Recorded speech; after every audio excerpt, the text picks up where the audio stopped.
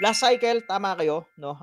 Yung mga NFTs po yung mga malalakas, but this cycle, meron naman din mga meme coins, 'no, sa Solana ecosystem, this cycle. Yun nga lang kasi sobrang dami po, kaya hindi niyo siguro naramdaman na yung meme coin na binabantayan niyo ay gumalaw, okey? Kasi usually yung naging trading ng meme coin nasa DEXs, wala sa centralized exchange. Nandun yung labanan ng meme coin. Ngayon NFT, yeah, I agree, diyan din ang observation namin ni Kuyang, walang pumalo sa mga NFTs, okey?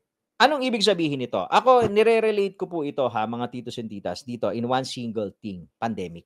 Last cycle kasi naka-lockdown pa tayo, hindi pa bukas yung economy o nung nagbukas man kalahati lang, maraming work from home. So, what happened nung habang namimigay ang US government ng helicopter money at, mababa ang interest rate, umiikot yung pera sa economy. Eh, since maraming pera sa economy, yung mga tao hindi makalabas ng bahay, hindi makapag-travel, ang hirap pa mag-travel nun.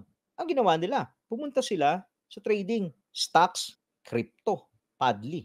So, even yung mga NFTs, naikutan ng money flow. So, but this time around, yung macro situation is different. Mataas na po yung interest rate natin, di ba? Ngayon pa lang nagbababa. Okay? Imaginein mo, nung pandemic, zero ang interest rate. Ngayon, I think we are at 4 or 5, between 4 or 5.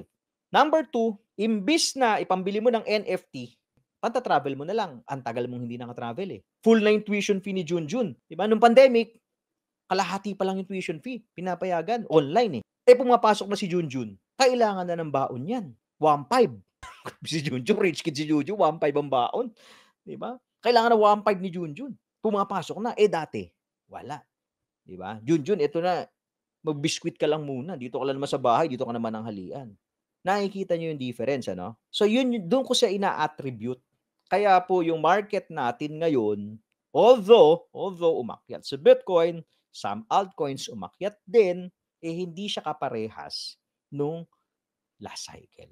Ay, hindi siya kaparehas last cycle kasi last cycle, mas marami ang pera na umikot sa crypto dahil yung mga tao walang mapaglagyan ng pera nila. Follow for more Tito Moves.